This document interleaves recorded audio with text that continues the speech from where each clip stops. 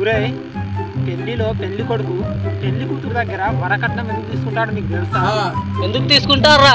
పెళ్లి జరిగిన తర్వాత భార్య పెట్టే మానసిక సమస్యలకు పరిష్కారంగా భర్త వరకట్నం తీసుకుంటాడు.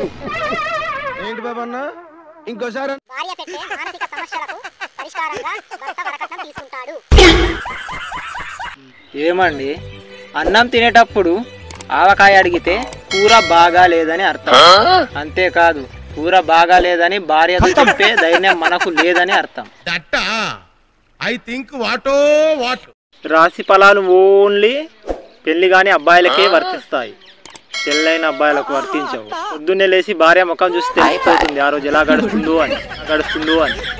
నా విలువ ఏంటో నేను ఈరోజు తెలుసుకున్నాను మామ. పొద్దున కస్టమర్ కేర్ కి ఫోన్ చేస్తే ఒక అమ్మాయి మాట్లాడి మీ కాల్ నాకెంతో విలువైంది, దయచేసి కాసేపు లైన్ లో వేచి ఉండండి. అప్పటిదాకా నన్ను ఎవ్వరు కూడా అలా మర్యాద ఇచ్చి మాట్లాడిందే లేదు. ఎందుకు పుడతారో కూడా తెలియదండి మనుషులు, కొంతమంది బేసిక్ సెన్స్ ఉండదు మనుషులు. నాకు ఏర్పాటు చేస్తుంది మామ. ఏంట్రా ఈ సినుకులు? అయ్యో వర్రదేవా, నా మీద నీకు కొంచెం జాలి దయ అనేటి ఏం లేపా? ఏంటి జాలి దయ నా మీద మీకున్నాయా? అలా ఉంటే కాలుష్యాన్ని పాల్చేసి నన్ను ముంచారు కదా. ఏంటయ్యా ఈ వర్షం, మమ్మల్ని బతకమంటావా సాగమంటావా? అయితే సావండి. మీరు ప్రకృతిని మంచిగా చూసుకుంటే నేను మిమ్మల్ని మంచిగా చూసుకుంటా, లేకుంటే ఇలాగే ఉంటది. హాయ్ ఫ్రెండ్స్, నన్ను అందరూ నువ్వు ఉపవాసం చెయ్యి, ఉపవాసం చెయ్యి అంటున్నా. కానీ భోజనం తర్వాత చేయాలా, భోజనానికి ముందు చేయాలా? ఏంటి బాబన్న ఇంకోసారి? కానీ భోజనం తర్వాత చేయాలా, భోజనానికి ముందు చేయాలా? ఎవ్వరూ చెప్పడం లేదు. ఎలా చేయాలో మీరు కామెంట్ చేయండి. ఏమండి, మీకు ఒక నిజం చెప్తా, జాగ్రత్తగా వినండి.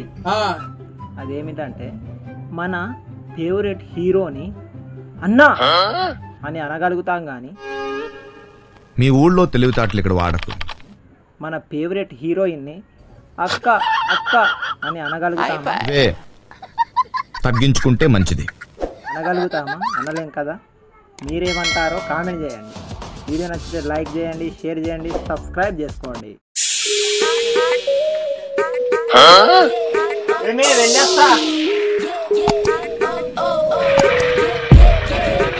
అరే ఏదో మర్చిపోయినట్టున్నానే. అసలు ఎక్కడ చేస్తున్నాడు వీడు? ఎక్కడ? అంత పొద్దున్నే హడావుడిగా ఎక్కడికండి వెళ్ళారు? ఓహో అదే, మా ఫ్రెండ్ గృహప్రవేశం పార్టీ అని పిలిచాడు, కానీ ఏ ఫంక్షన్ చెప్పడం మర్చిపోయినట్టున్నాడు. ఏంటి బాబన్న ఇంకోసారి? ఇప్పుడు ఎక్కడికి వెళ్ళాలా అని ఆలోచిస్తున్నాడు.